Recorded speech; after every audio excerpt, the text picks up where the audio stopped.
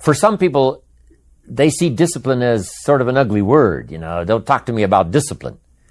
But what you must understand is discipline is a most incredible creative force. Discipline builds a career. Discipline develops good health. Discipline forms the most incredible marriage. Discipline puts together a friendship that won't quit forever. Discipline develops skills that can be magnified, and touch the world. Discipline opens up music. You can't have incredible music without discipline. In fact, we call them the disciplines. We call architecture and music, and we call playing an instrument. We call sculpturing. We call painting. We call writing, composing. We call those the disciplines. And the disciplines gives us the indication that, yes, it doesn't come except by discipline. But it also means that the discipline is the open door to the creative process to turn nothing into something and to turn imagination into reality. So here's what you must learn to do. Appreciate the disciplines and welcome the disciplines. Here's a good question to ask. What other discipline could I begin that would open up a whole new expression in my life of turning imagination into reality? Without discipline, there is no enterprise. Without discipline, there is no magnificent structure. Without discipline, there is no music. Without discipline, there is no health. Without discipline, there is no advantage. There is no future. So discipline is all when it comes to imagination, having something real, believing in it, and turning it into reality. People who are going to be really successful in the future are willing to make sacrifices in the present in order to guarantee that future. And by sacrifices, we mean they're willing to put in the long hours. They're willing to get up earlier. They're willing to work harder. They're willing to stay later. They're willing to invest and save their money, even though they don't have a lot, knowing that with compound interest, it will grow and grow over time. They're willing to spend an enormous amount of time investing in their children, knowing that this investment in their children, in time and love and affection and support, will pay off for decades and generations, even into the lives of their children and grandchildren. So sacrifice is the critical word, and sacrifice means that you have the ability to discipline yourself. You have the ability to delay gratification in the short term so that you can enjoy far greater rewards in the long term. And wonderfully enough, when you practice self-discipline, when you exert yourself to do what you know you should do, even though there's endless temptations to do something fun and easy, when you discipline yourself to do it, your self-esteem goes up. You actually like yourself more. Your self-image improves. You actually see yourself as a better person. And of course, as you know, your self-image determines your performance. The person you see in your mind will be the person that you will be on the outside. And the wonderful thing is when you practice self-discipline, especially in exercise, for example, but even in hard work, your brain releases endorphins. And endorphins are called nature's happy drug. And it actually makes you happy to practice self-discipline, to take control of yourself and make yourself do the right thing and complete it. You feel good about yourself in the moment. And of course, the effect that it has on your future can be tremendous. One of my key phrases for the whole day: disciplines work miracles. Disciplines work miracles. And here's the first piece that works miracles. Number one, do what you can. Do not let neglect grab you by the throat. Don't let neglect stall you on your path toward prosperity and health, being able to become powerful, influential, rich beyond wildest imagination. Don't neglect what you can do. If you can read, read. If you can change, change. If you can grow, grow. If you can take one step, take one step. Do not neglect to do whatever you can do at the moment. Of course, you can't run a multi-billion-dollar business today. Mark couldn't either 10 years ago. Mark couldn't either 5 years ago. But I'm telling you, today he can do it because step by step, year by year, he took on what he could do. He didn't neglect it. He did the meetings he could do. He made the calls he could make. He read the books he could read. He took the classes he could take, and step by step he got himself ready. I'm telling you, do not neglect to do whatever you can do, because it'll work miracles. Of personal development first, productivity second.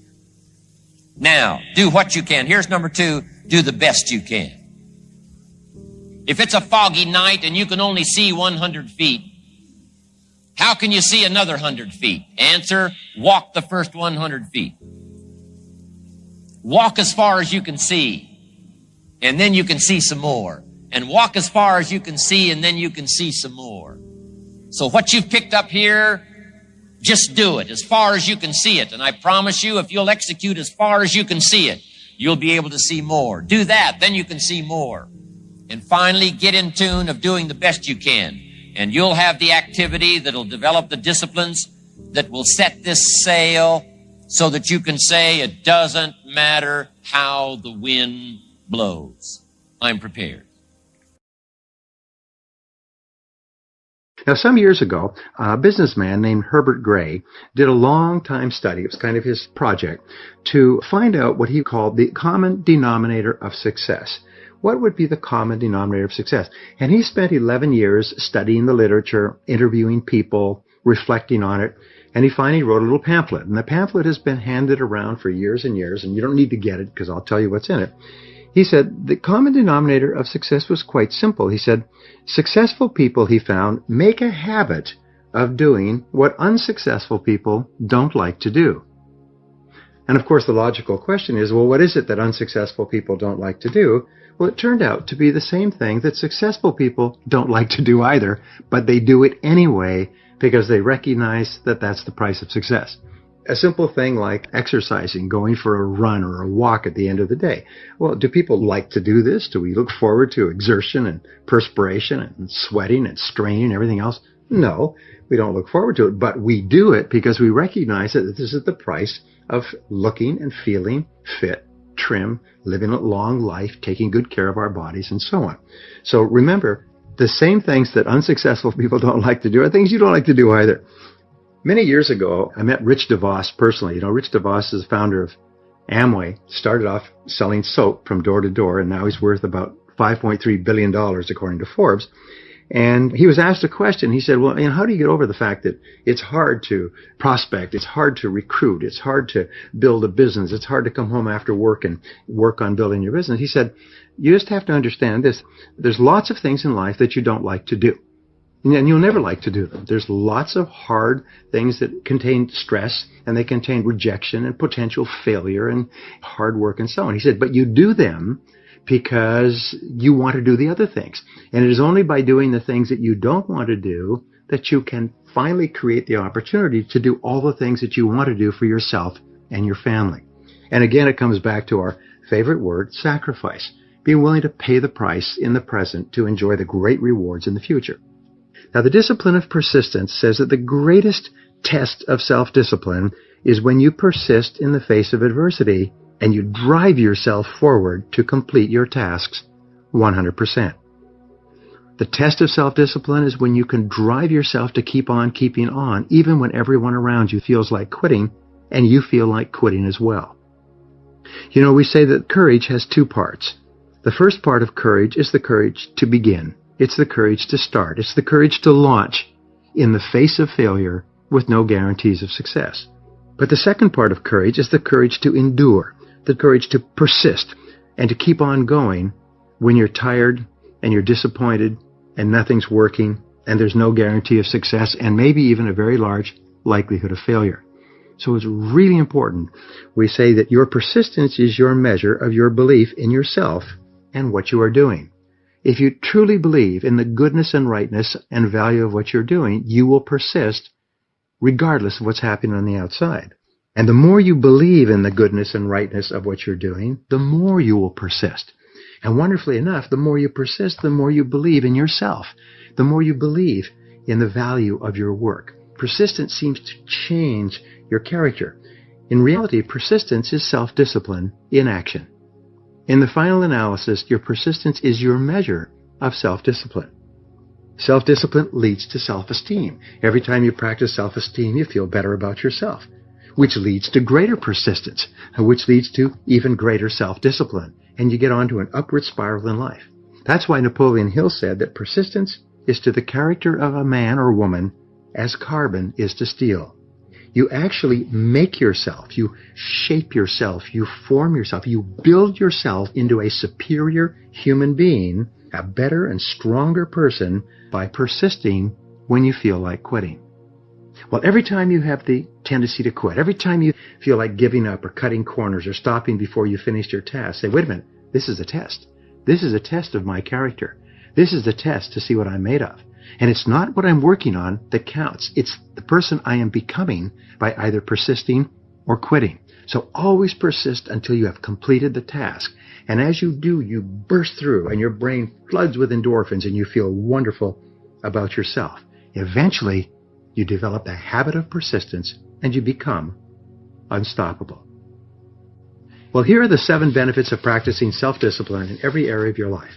Number 1, the habit of self-discipline guarantees your success. Every single successful person has that fundamental quality of persistence and tenacity, that fundamental quality of self-discipline to make themselves do what they should do whether they feel like it or not. Number 2 is when you practice self-discipline, you'll get more done faster and better than other people. You'll get more results. You'll be more productive. You'll have higher levels of performance. You'll bring yourself to the attention of people who can help you and support you and move you forward. Number 3, you'll be paid more and promoted faster at any job, in any situation. The people with high levels of self-discipline who get the results are the ones who are immediately moved to the front of the line of life. Number 4, you'll have a greater sense of self-control, self-reliance, and personal power. You'll feel that you could do anything that you put your mind to because you have the ability to make yourself, to discipline yourself to do it anyway. Number 5, self-discipline is the key to self-esteem, self-respect, and personal pride. Every time you discipline yourself, you'll like yourself more. Every time you discipline yourself, you see yourself as a better person. Every time you discipline yourself, you feel great about yourself. You feel personally proud of yourself. It affects your personality in a very positive way. Number 6, the greater your self-discipline, the greater your self-confidence, and the lower your fears of failure and rejection. Eventually, you develop self-confidence so that you can just walk through walls. And number 7, with self-discipline, you'll have the strength of character to persist over all obstacles until you succeed. With self-discipline, you achieve personal greatness. The key to development is to be all that you can possibly be. I don't know what your talents are. I don't know what your skills are, but here's what I probably am right on, that you're behind on an accelerated effort toward your full development. I would suggest that. Now, for some of you, I know that's probably really not true. But even as I look at my own life, because, you know, I'm tempted to procrastinate just like everybody else. You know, I should have written 30 books by now. I've only written 4 or 5. You know, I should have done a lot of things, but I haven't. You know, I got distracted, and all of us, you know, have these challenges. But what could I become? What could I become? I had one of my dearest friends. I've lost him. He died at age 53. David drank a little too much, but he did all kinds of things. He was a builder, and he was a dreamer, and he did a lot of things. But his drinking sort of kept him in a fog for like years and years. About 6 years ago, he was sitting at the yacht club, and he was in a fog, and suddenly it occurred to him, I wonder what I could have accomplished all these years if I hadn't have been in this sort of foggy state. And he said that did it. And the last 6 years before he died, he was free. And he accomplished some incredible things that last 6 years.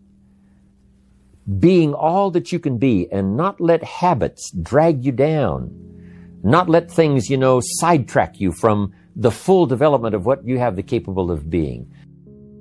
What all could your heart encompass if you really had the chance and you really had the disciplines and really got to it? What could you really become? What could you earn? How healthy could you really be? How many books could you write? How many poems could you write? So here's what I would ask of you. If you feel that you're a little bit stalled, wherever you are in your progress, I'm asking you to correct that. I'm asking you to see if you can't possibly be on a more accelerated track toward your possibilities and your full development. Here's what life is all about: to become all that we can possibly be. The full development of all of your potential. That's number one. Number two is the wise use of all of your resources. That's what life is all about.